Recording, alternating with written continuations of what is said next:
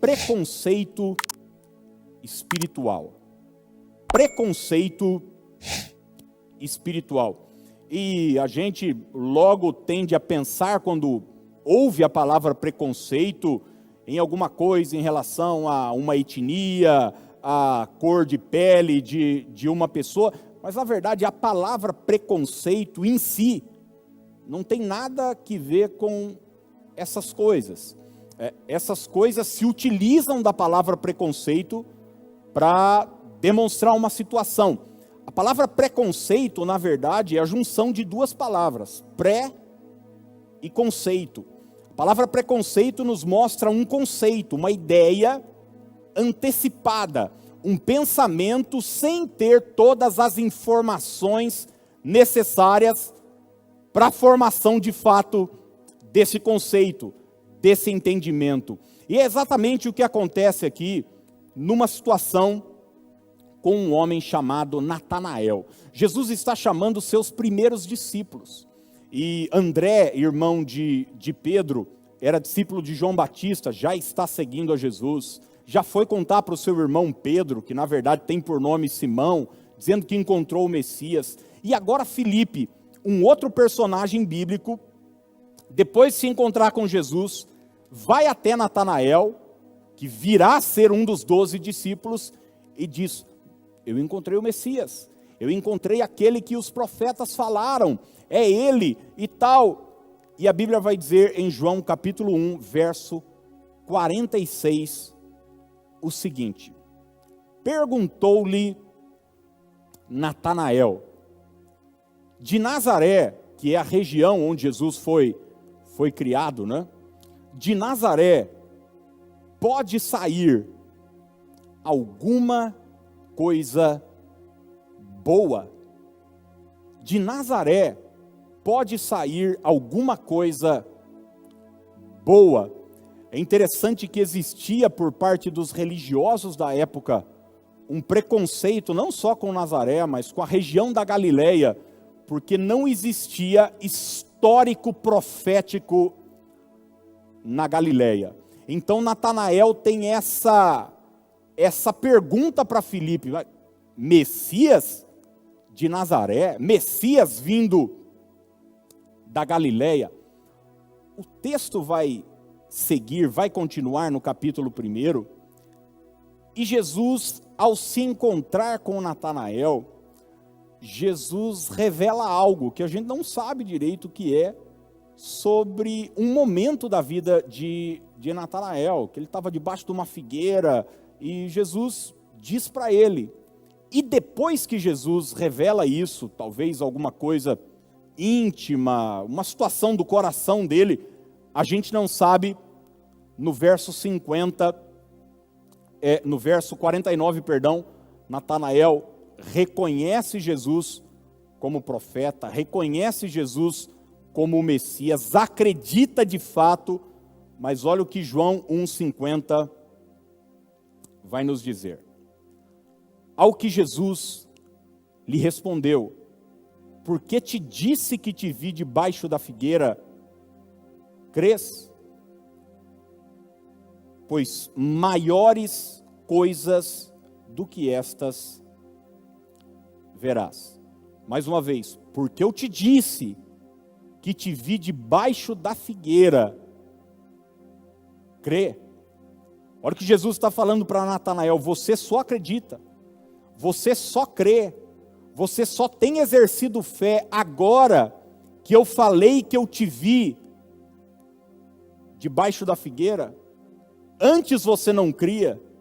Quando você falou com Filipe sobre a minha cidade, de onde eu vim, as minhas origens, você não acreditava, mas agora você acredita. Pois eu te digo que coisas muito maiores do que essa você verá. E por que eu uso essa passagem como preconceito espiritual? Porque todos nós temos isso.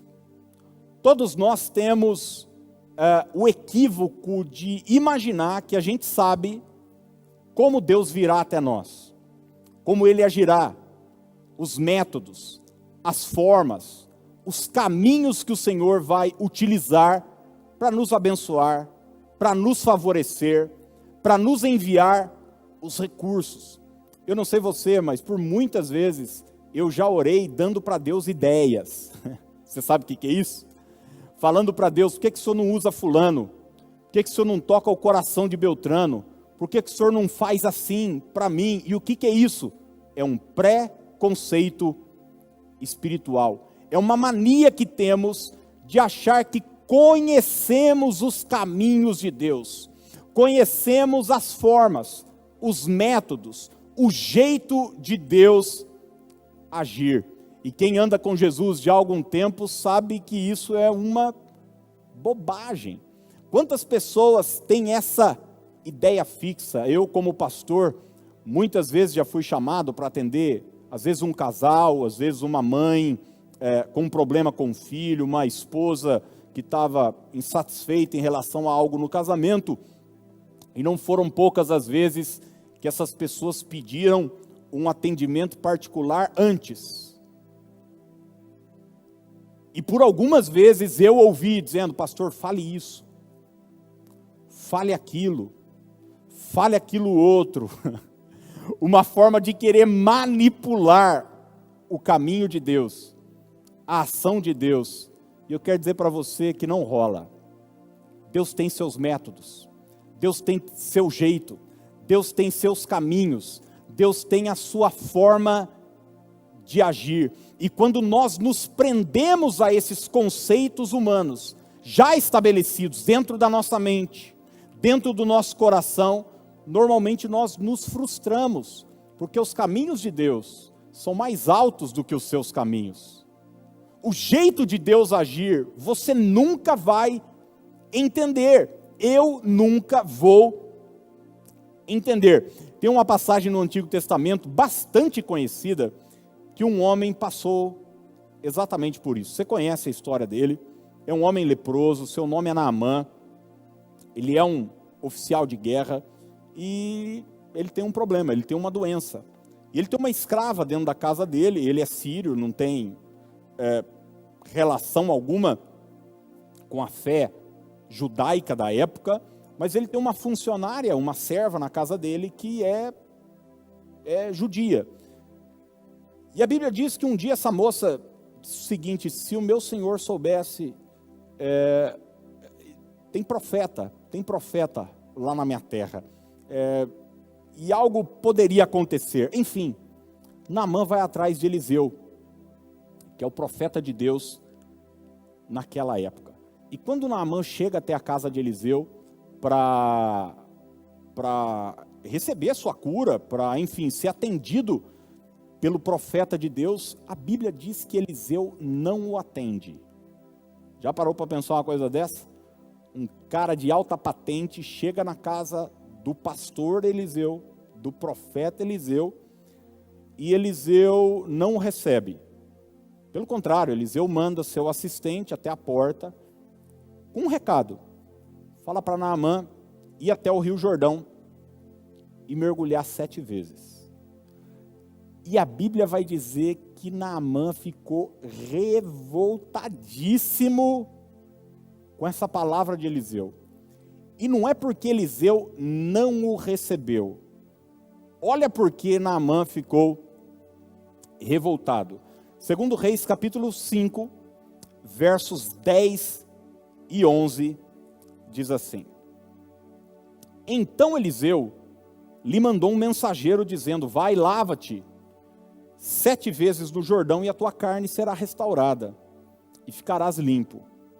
Naamã, porém, muito se indignou e se foi dizendo, eu quero que você guarde essa próxima expressão agora que eu vou ler. Naamã disse, pensava eu que ele iria a ter comigo, por-se-ia de pé, invocaria o nome do Senhor seu Deus, moveria a mão sobre o lugar da lepra e restauraria o leproso. Não é interessante que Naamã foi buscar a ajuda de Eliseu, mas ele já tinha uma ideia fixa, ele já tinha um conceito pronto de como a sua cura aconteceria. Ele disse o seguinte: não, o profeta vai, eu pensava o seguinte, que ele ia se colocar na minha frente, ia clamar a Deus, ia colocar a mão no lugar da enfermidade, e eu ia ser purificado. Como é que ele pode me mandar num rio mergulhar? E é interessante que você vai notar que o tempo vai passar e um dos servos de Naamã vai chegar para ele e dizer para ele: meu senhor, se ele tivesse pedido uma coisa difícil para o senhor não faria? Você vai ler o texto todo, você vai ver que, por mais que Eliseu não vai aceitar depois, Naamã levou muita grana para pagar. Ele estava disposto a muita coisa para ser curado, mas ele não estava disposto a obedecer o caminho de Deus, o endereço de Deus, a vontade de Deus. E por um triz, irmãos, por pouco, Naamã não continua leproso. É como que ele dissesse para aquele servo o seguinte: então eu vou pagar para ver. E ele vai até o Jordão. Ele chega a cogitar que na terra dele tem rio muito melhor do que o Rio Jordão. Mas note que a questão não é o que é melhor, o que é mais fácil, o que é mais lógico, o que é mais plausível, o que é mais interessante, o que tem a maior probabilidade. O que Deus vai usar é aquilo que Ele quer. A sua vontade é boa, é agradável e é perfeita. E normalmente Deus vai utilizar caminhos que nós jamais cogitamos. Não permita que o preconceito, que uma ideia antecipada espiritual te leve a perder a sua bênção, a perder o seu milagre. Eu conheço mulheres que acreditam de pé junto. Às vezes o marido não é salvo, não é crente, não vem à igreja, e elas acreditam que a forma que Deus vai utilizar para que ele seja salvo, seja isso, aquilo outro. E eu conheço mulheres que bolam estratégias, fazem jantares em casa, chama gente da igreja e diz: não, Deus vai usar fulano, Deus vai usar Beltrano. Não, amor, por que nós não chamamos não sei o quê? Por que você não joga a bola com a turma X? Eu não estou dizendo que a gente não possa fazer jantares e nada disso. Eu estou dizendo que a nossa confiança não pode estar no método. A nossa confiança não pode estar nas ideias. A nossa confiança tem que estar no Senhor. O caminho é dele.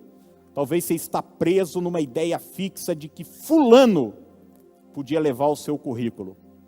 Mas Deus vai utilizar um outro caminho para te promover, para te abençoar. Talvez você está com a ideia fixa de que alguém poderia te favorecer financeiramente, te fazer um empréstimo. Quem sabe você já tem um plano todo: Senhor, só está me faltando um sócio investidor. E você já deu essa ideia para Deus, do negócio que você tem orado para abrir. E esse sócio investidor não vai aparecer, porque Deus não quer sócio investidor nenhum. Ele quer investir no seu negócio, na sua empresa. Ele vai trazer os recursos de maneira improvável, e você não sabe.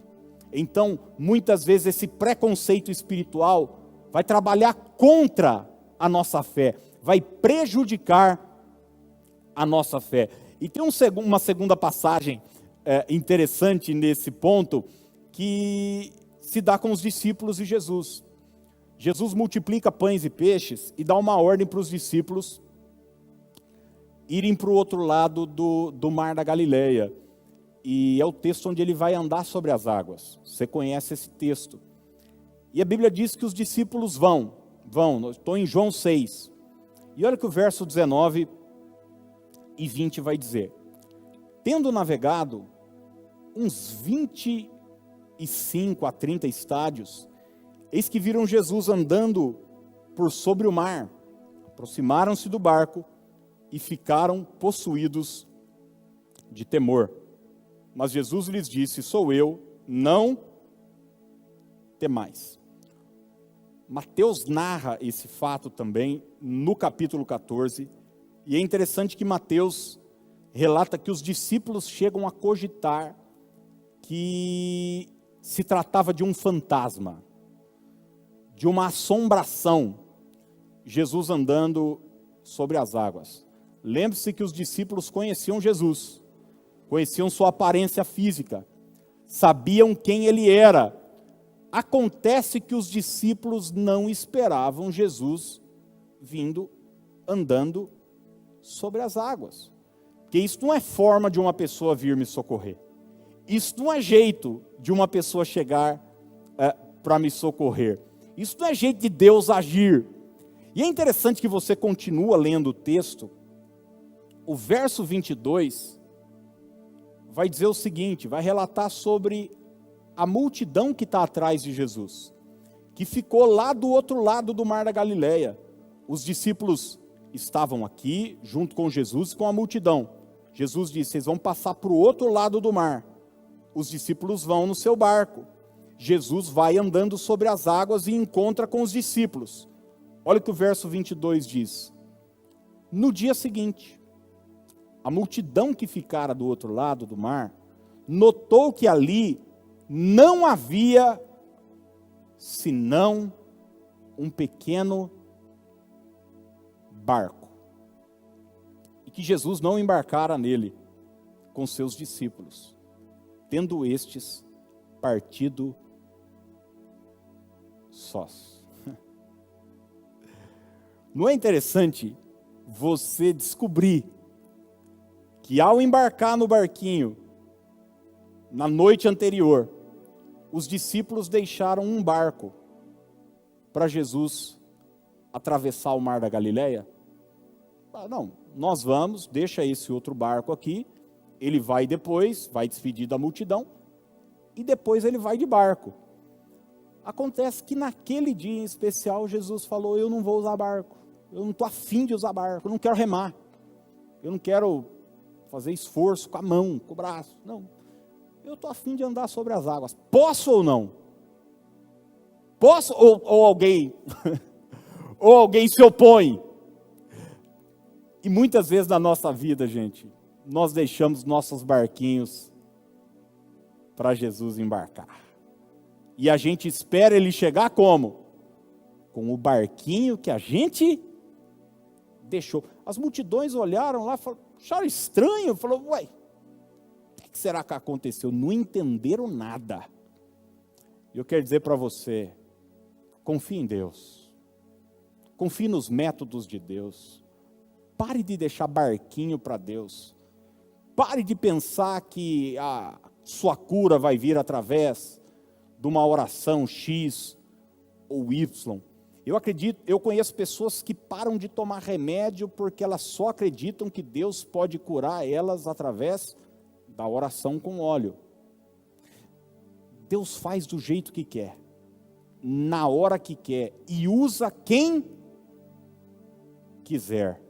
Então, um inimigo importante da nossa fé é esse preconceito espiritual que vai nos atrapalhar e muito na nossa jornada.